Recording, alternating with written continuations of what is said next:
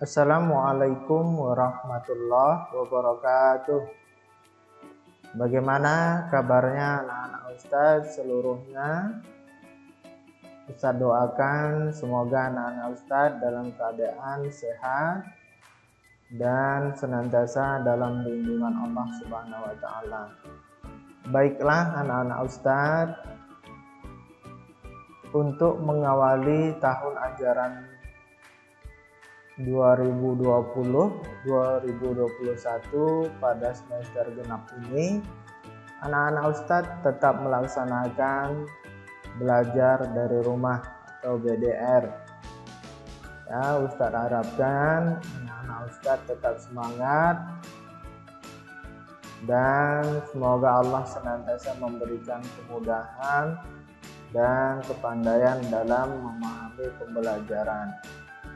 Baiklah anak-anak Ustadz, pada video ini Ustadz akan menjelaskan pelajaran, yaitu pelajaran tematik pada mata pelajaran Bahasa Indonesia tema 4 subtema 1.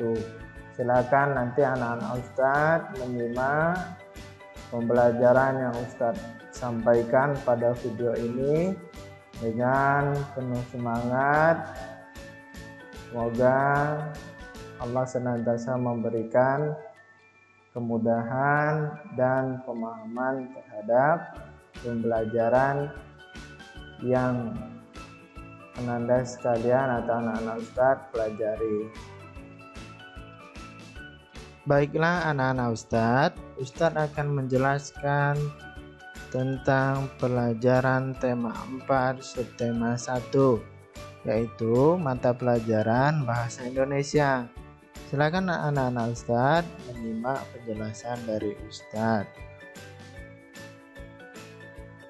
Subtema 1, kewajiban dan hakku di rumah. Pembelajaran 1 yaitu kalimat saran. Apa itu kalimat saran? Kalimat saran merupakan kalimat yang berisi pendapat untuk menyelesaikan suatu permasalahan. Kalimat saran ditujukan kepada orang lain dengan bahasa yang santun. Jadi kalimat saran itu untuk menyelesaikan suatu permasalahan. Kemudian kalimat saran juga menggunakan bahasa yang santun. Kalimat saran biasanya menggunakan kata seharusnya, hendaknya, dan sebaiknya.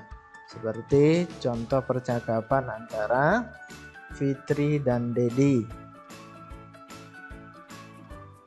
Dedi mengatakan kepada Fitri, "Fitri, aku menyarankan sebaiknya kamu membuat tugas bagian ini saja. Terima kasih, Dedi, untuk sarannya." Kemudian contoh berikutnya, perhatikan contoh berikut. Permasalahannya yaitu kamar Lani kotor. Kalimat saran yang digunakan, seharusnya Lani rajin membersihkan kamarnya. Kemudian contoh yang berikutnya, permasalahan yaitu halaman rumah Dedi kotor. Kalimat saran yang digunakan, sebaiknya Dedi membersihkan halaman rumahnya. Jadi di antara dua contoh ini, kalimat saran yang digunakan yang pertama yaitu pada contoh yang satu seharusnya, kemudian pada contoh yang kedua menggunakan kata sebaiknya. Kemudian kalimat saran pada pembelajaran 2, kalimat saran dari teks. Kalimat saran berisi solusi terhadap suatu masalah.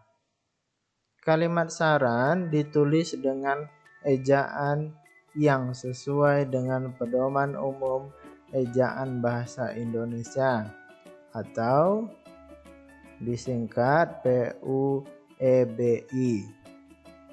Selain itu, kalimat saran juga ditulis dengan susunan kalimat yang benar. Perhatikan contoh berikut.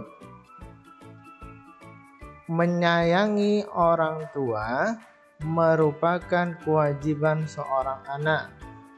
Orang tua telah menjaga dan merawat kita sejak kecil. Oleh sebab itu, kita sebaiknya bersyukur memiliki orang tua yang menyayangi kita. Anak harus berterima kasih dan mendoakan orang tua setiap kita. Kalimat saran yang terdapat pada teks di atas adalah: oleh sebab itu, kita sebaiknya bersyukur memiliki orang tua yang menyayangi kita. Kemudian, silakan Anda perhatikan teks berikut ini. Dalam satu keluarga, sesama anggota keluarga harus saling menyayangi. Menyayangi keluarga merupakan salah satu kewajiban. Di dalam kewajiban terdapat hak yang kita peroleh. Kewajiban dan hak hendaknya dilaksanakan secara seimbang. Ayo, sebutkan kalimat saran yang terdapat dalam teks di atas. Silakan nanti Ananda baca teks ini, kemudian diperhatikan mana yang menjadi kalimat saran di dalam teks di atas.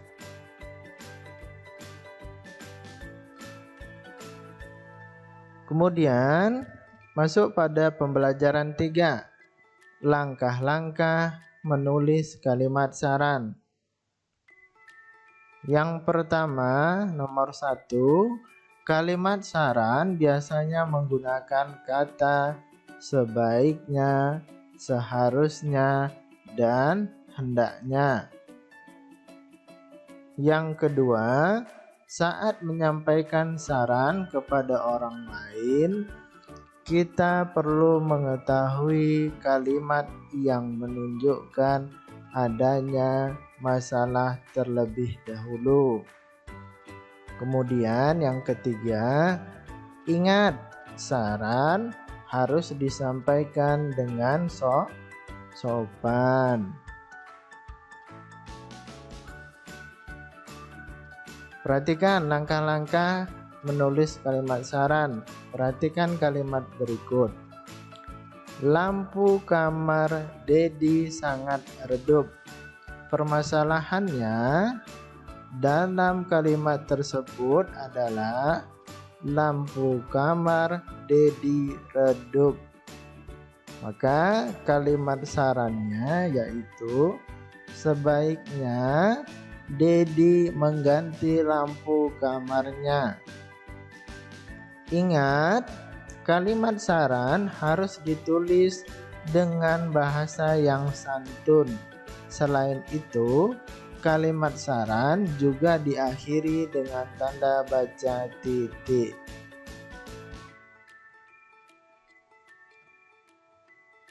Cermati permasalahan dari kalimat berikut. Setelah itu, buatlah kalimat sarannya. Perhatikan apa yang menjadi permasalahan pada gambar ini. Pakaian milik Komang tampak tidak rapi. Silahkan Ananda atau anak-anak Ustadz sekalian membuat kalimat saran berdasarkan dari permasalahan yang terjadi pada gambar berikut ini.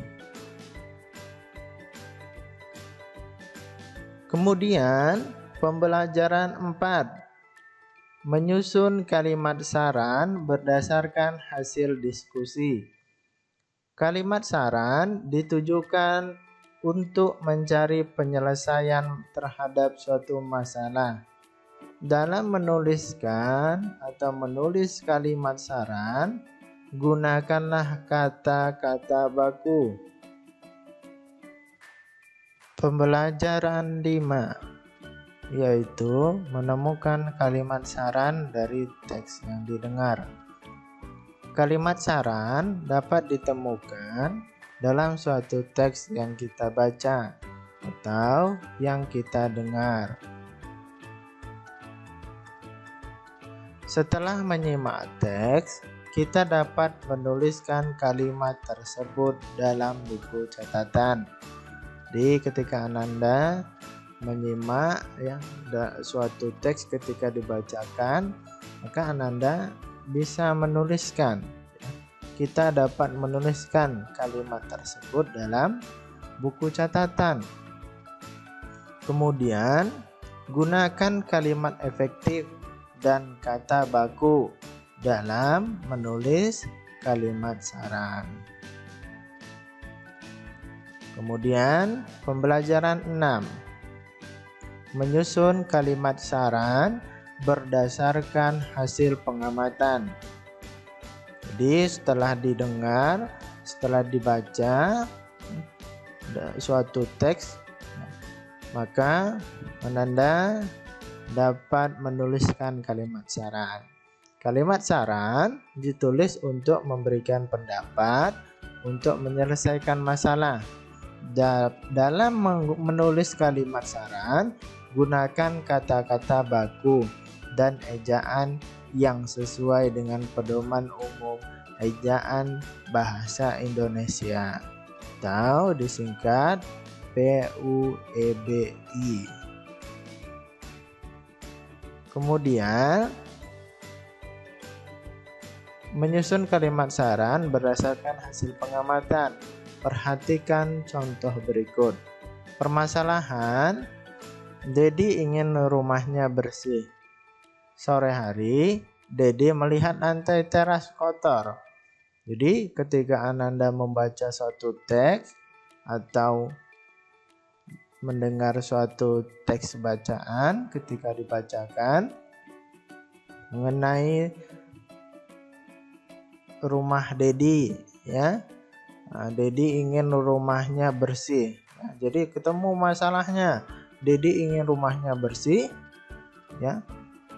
Sore hari, ya, Dedi melihat lantai terasnya kotor, maka itu menjadi permasalahannya, ya. Kemudian kalimat saran yang tepat yang digunakan untuk menyarankan agar rumahnya Dedi bersih, ya, maka kalimatnya seperti ini. Dedi sebaiknya menyapu lantai teras hingga bersih, karena yang kotor itu kan teras depannya, ya, lantai terasnya, ya. Maka sebaiknya Dedi menyapu lantai teras hingga bersih. Sekian video pembelajaran tema 4, subtema 1, mata pelajaran bahasa Indonesia yang Ustadz sampaikan. Terima kasih atas perhatian Ananda sekalian sudah menyimak video ini. Semoga apa yang Ustadz sampaikan bermanfaat bagi Ananda sekalian dan dapat diberikan pemahaman oleh Allah Subhanahu wa Ta'ala. Amin ya Rabbal Alamin. Saya tutup, Ustadz sudahi. Assalamualaikum warahmatullahi wabarakatuh.